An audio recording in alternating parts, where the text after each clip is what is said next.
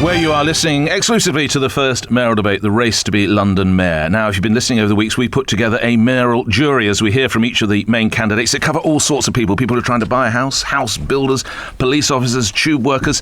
And the first member of our panel is someone who's a cyclist. My name is Bill Chidley. I'm a cyclist in London.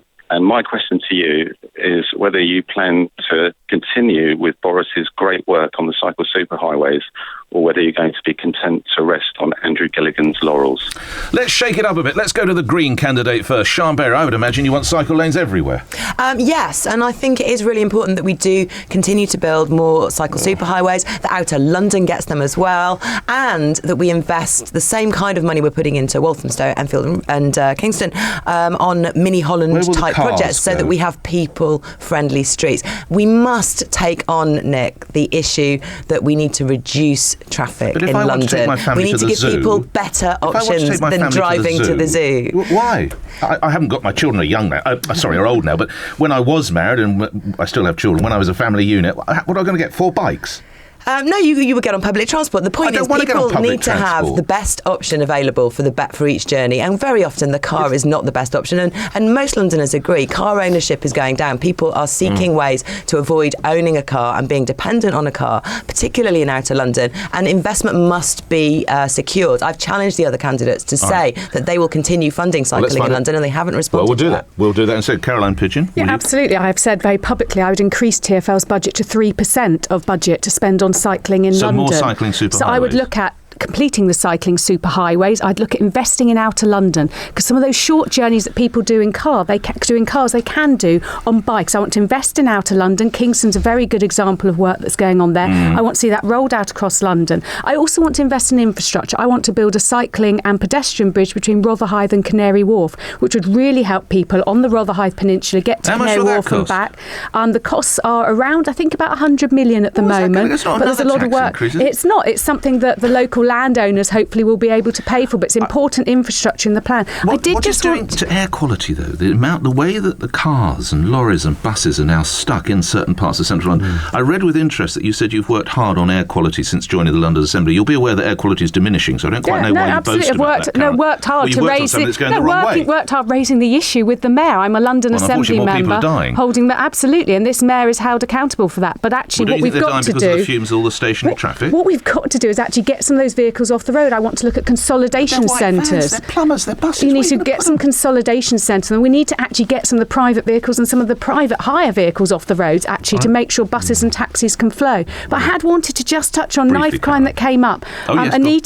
I've recently produced a report on this. There's some practical things I'd do. I'd make sure there's an education programme rolled out to every school in London, so no school has a stigma around it. I'd make sure there are youth workers in every accident and emergency department in London. When a young person comes in who's injured, to be able to turn them at that crucial point. It's really important preventative work we need to be doing. Peter Whittle, more cycle lanes? I think cycling is great. I'm not a cyclist myself, but I certainly support them.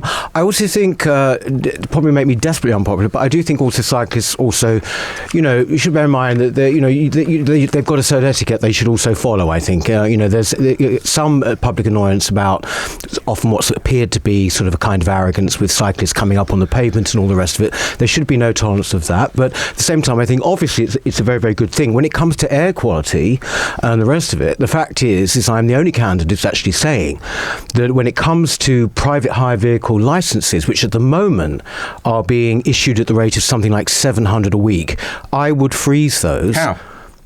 Simply stop them for a temporary period. You can't. You need an Act of Parliament.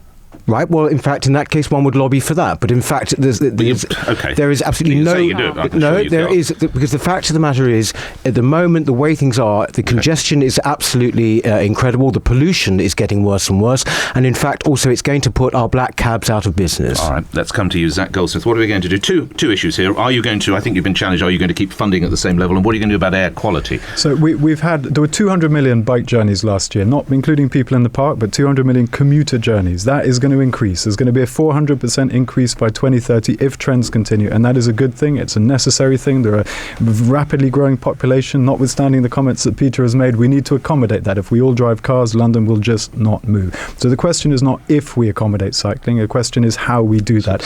And it's not all about cycle superhighways. Boris has identified 33 dangerous junctions, which is where most of the accidents happen. We need to deal with those junctions and more. We need to get more cycle-friendly roads. We need to make them more friendly, the roads, the layout of the roads. We also need to remove HGVs from our road. You can't do that completely, but you can, through consolidation centres, through other mechanisms, reduce the number of HGVs on a road. I visited a haulage company last week, L. Lynch. I'm going to plug them. They're brilliant.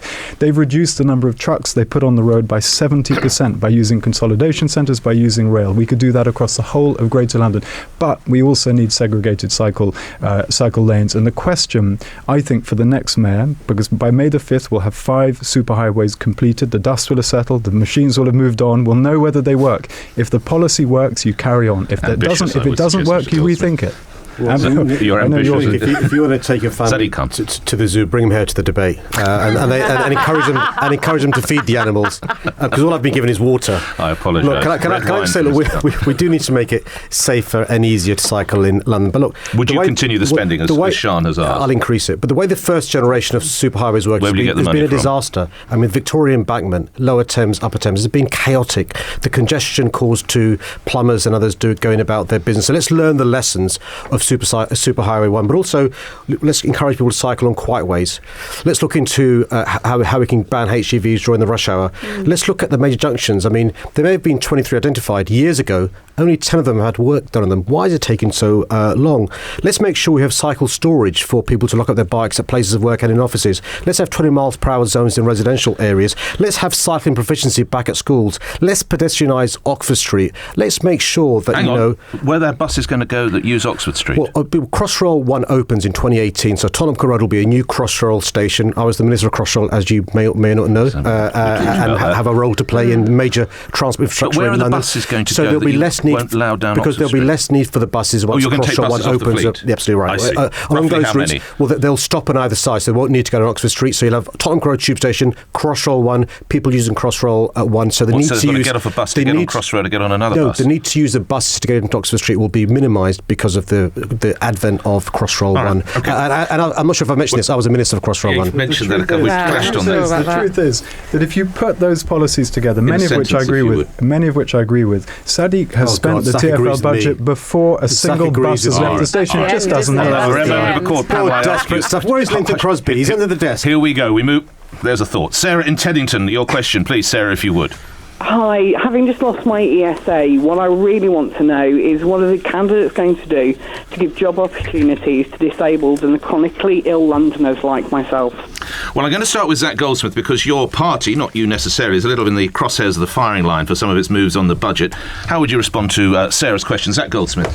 Thank you, Sarah. So on the ESA, the philosophy behind the government's move is very simply that people are best helped by being helped into work. And I don't think that is a philosophy that can be argued with. It obviously makes sense. And as an MP, I have worked very hard with local charities to try and help people find work who otherwise struggle to find employment. I even helped set up a charity in Kingston which has found jobs for over 100 people with learning disabilities who otherwise would not have had a job. So the approach is the right one. The difficulty and the concern that everyone has, not just disabled charities, not just disabled people, but everyone, is that in the government's programme, people who are not fit to work will be designated or categorised as if they are fit to work and then penalised. And that is something that no one supports. And I know that I, but also many colleagues in Parliament have been lobbying ministers to ensure that they provide absolute assurances that is not going to be the case. The second part of this issue, I suppose, relates to the PIP, but my understanding now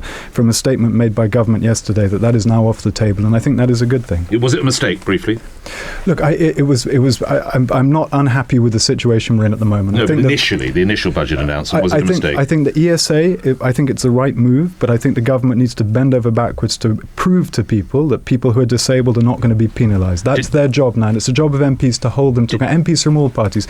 On the PIP, well, look, I think the government is right to have put that policy to one side, and I suspect it won't be returning. But I can't tell you that. I can only tell you what I saw in the statement. Did you have to stand down from a local charity? I did Richmond Aid. It's a very, very good charity. I work very closely with them. Why did you do that? Because they were facing a lot of pressure as a consequence of my having supported the government, and it was the right thing to do. It's a good charity. I've worked they'll tell you themselves if they were here today that I've worked very closely with them. I supported their clients for 6 years. I don't think I was conflicted. I think that it was difficult for them, and I think it was an inevitable consequence of what happened. Thank you, Mr. Goldsmith. Sadiq Khan. Well, Londoners with disabilities have been let down by not just by Zac but by the government as well. The DLA, disability living allowance, was abolished and replaced with the personal independent payment. That helps people, for example, getting dressed to go to work or using the loo to go to work. There's more disability provision on the underground under Boris Johnson than there ever was under Ken Livingstone. That's not quite right, because plans that Ken Livingstone had to have step-free access to some of our major tubes were got rid of by Boris Johnson, and the step-free access there are on mainline stations was a consequence of the last government, in fact. So we've got to make sure that there's more step-free access to public transport. But let me tell you why it's important. Your caller will know that a number of people who are disabled and want to work need assistance with mobility. It could be a scooter, it could be a car, it could be an electric wheelchair. We've uncovered statistics which show 17,000 people have lost access to that mobility because of things that Zac Goldsmith voted for. And I think it just shows that Londoners with disabilities will be let down if he becomes the mayor. All right, I'm going to bring another question, then I will bring my other members in. Why didn't you vote against the ESA cuts? I voted against the Welfare Reform Bill. You didn't vote against the ESA cuts. You criticised very heavily. Let's move on. Let's move forward rather than taking another question. You voted for the bill, I voted against it. That's a different argument. I'm on the side of Londoners with disabilities, you're not. Gentlemen, Mickey's in Bermondsey. Let's listen to Mickey rather than you two for a moment. Mickey, go ahead with your question. My question to the mayoral candidate is, as a knowledge student of London, what is the future of the London black cab trade, the iconic black trade? What is the future? I'm going to start with Peter Whittle, because you did allude to that earlier. Yeah. How important is the black cab trade? What would you do to safeguard it? Well, I think that the people say, well, London wouldn't be the same without black cabs. It just simply would not be London. It's as simple as that. I would, and also, that's not a backward-looking thing. If you were actually designing a taxi fleet for a new city like it was being built now, the black cab is actually what you would come up with. It is the most secure. It is the most regulated. It's the safest. It's the highest in expertise. Also helps disabled people as well. It's worth pointing out. It has to have disabled access. All of these things, which unfortunately so many of the PHV cab drivers do not have to have. I am fair square behind London taxi drivers.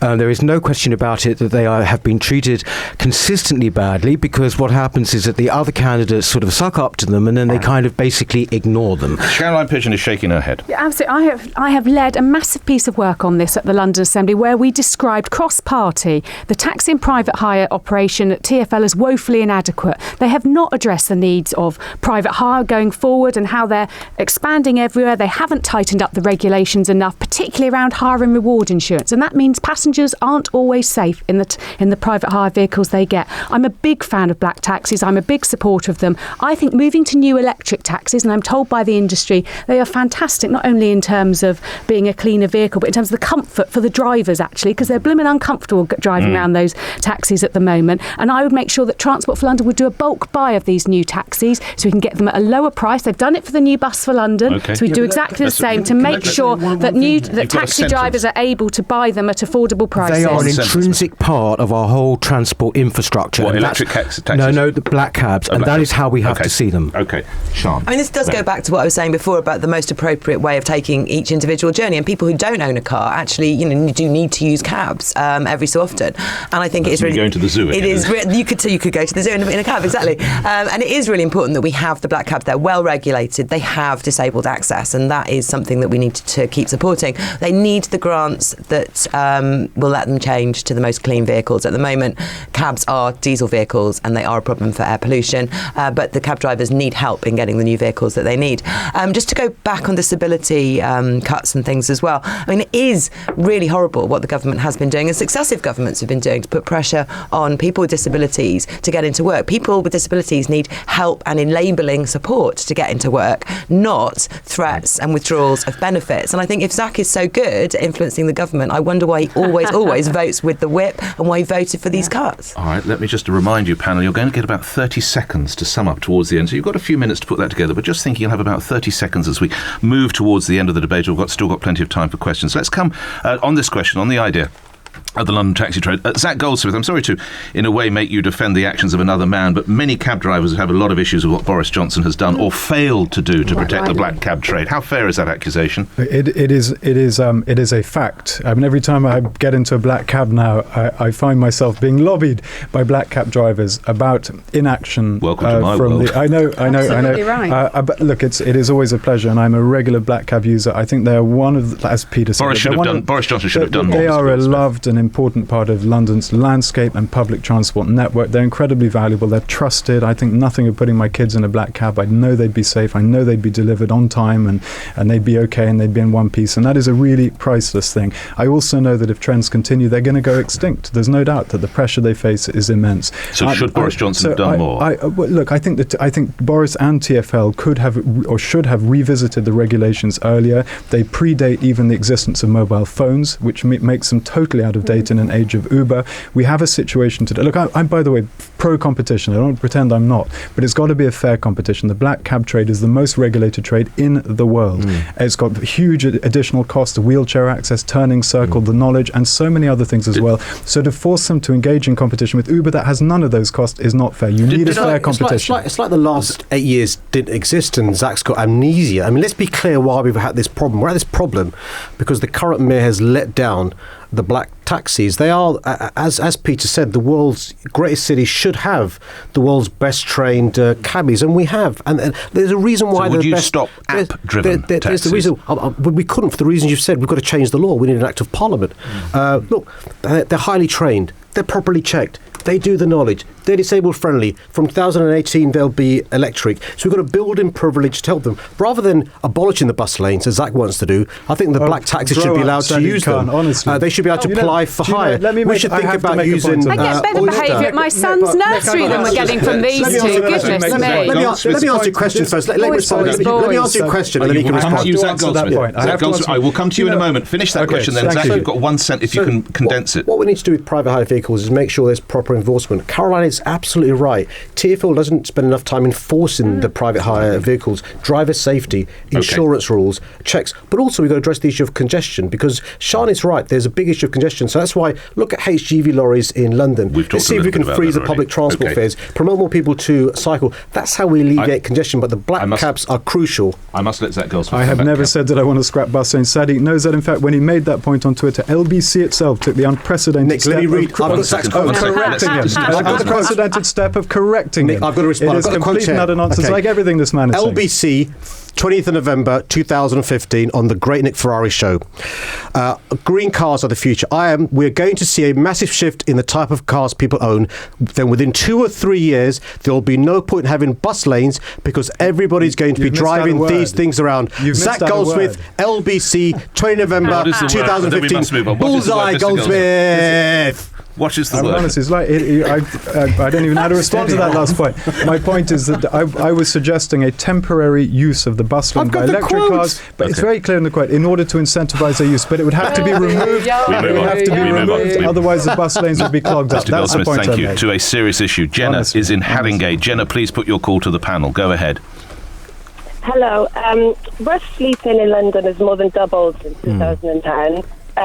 If elected London Mayor, how do you plan to confront this important issue? This is something that the current Mayor promised he would try and tackle, sadly, and I'm sure he feels great regret he has failed. Sadiq Khan, how would you tackle the problem of rough sleeping? First thing is to stop people becoming homeless in the first place. 38% increase over the last years, doubled over the last 8 years. I went out with St Mungo's of Broadway on an outreach session before Christmas and spent a day at Crisis at Christmas as well. We've got to make sure that when people are if they do become homeless, there's the help given to them. But if you can prevent them going homeless, so for example, in relation to young people who've got mental health problems, in relation to young people who have alcohol problems or drug dependencies, try and help them before they become homeless. One of the key things in relation to younger people, all of us were at Hustings last night, Pride Hustings. If you, for example, are LGBT plus, sometimes the circumstances at home may mean you leaving home. Often people in London have come from other parts of the the country. The trick is to stop young people and people becoming homeless in the first place. Once they are, we've got to address the complex issues that they face. Forget no second night out in relation to homeless people. We need a no first night out thing that works in essence, working with the charities, working with local authorities. But we got rid of homelessness during the noughties. It was a fact that when I was growing up in the 90s, that it was cardboard city around Waterloo. The government, working with the previous mayor, got rid of homeless people in London. It can be done with this political will and ambition.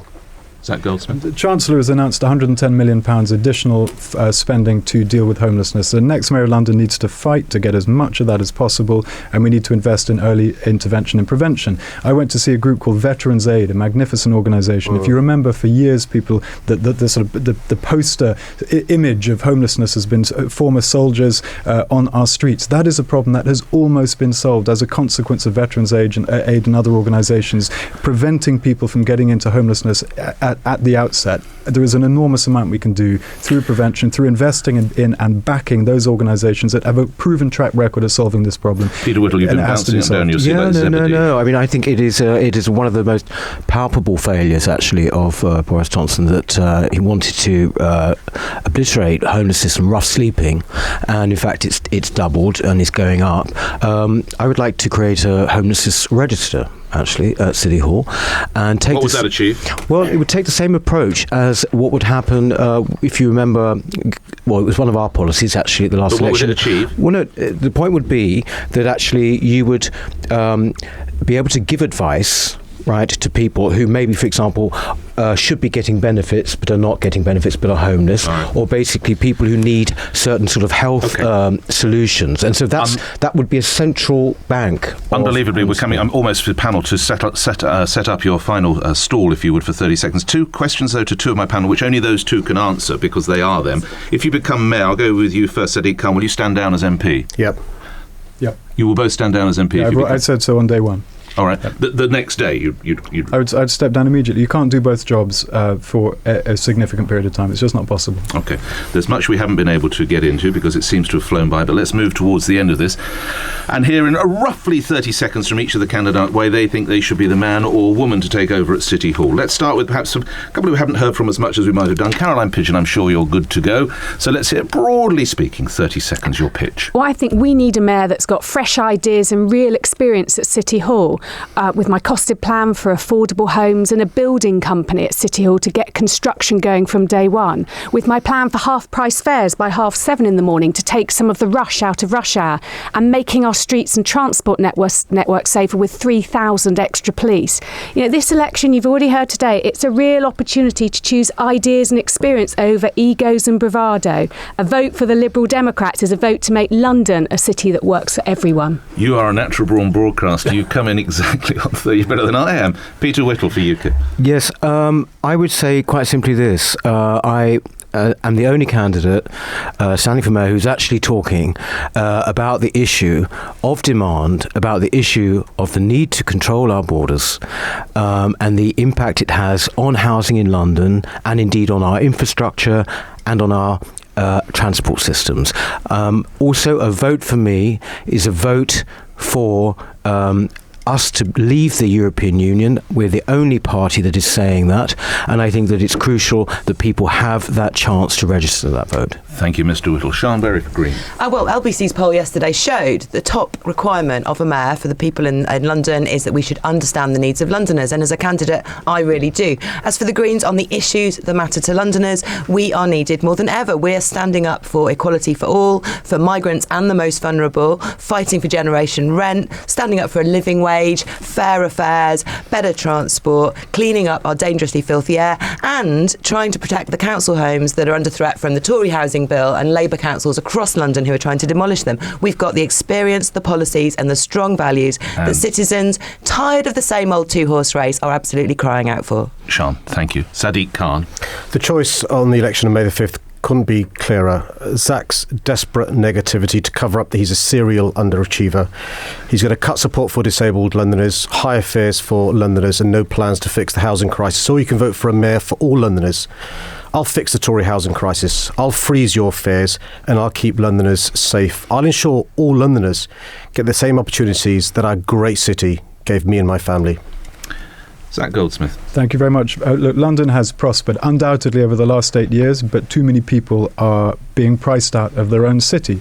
But here's the thing, anyone in politics, particularly 6 weeks before an election, can have a plan. Anyone can make promises. Those things are cheap in politics. What matters is who can deliver. And like it or not, London depends on this government for the next 4 years, which means being able to stand up to government and secure a deal from government is the first line in the job description of the next Mayor of London. And that is what has defined my approach to politics for the last 5 years, standing up to government, delivering for my constituents, and being rewarded at the last election with the biggest increased majority of any MP in the country. And we must end there. Just before I say thank you to the panel, I should tell you now that the British Press Association is reporting at least 21 people have died following those bombs in Brussels, at the airport and at a metro station. The Foreign Office have now issued a helpline number for those concerned about family or friends in Brussels. It's 0207 008 0000. I'm sure we'll put that on our website, but one more time, if you have a pencil handy, 0207 008 0000. And I know I speak for everyone here. Commiserations to everyone involved on that. And my thanks go to Sean Berry for the Green Party, Zac Goldsmith for the Conservatives, Sadiq Khan for Labour, Caroline Pidgeon, Lib Dems, and Peter Whittle for UKIP. You've been listening to the first broadcast debate of the 26th mayoral election campaign. There is a full list of candidates on the LBC website at lbc.co.uk. I'm done. I'm back tomorrow morning. Full reaction and analysis now with James O'Brien. Meantime, stay safe. And it is the number one priority of the next Mayor of London to ensure that we're kept safe. Now, above all, and first and foremost, that means ensuring the police and the intelligence services and the anti-terrorism forces and airport security are given the resources they need to keep us safe.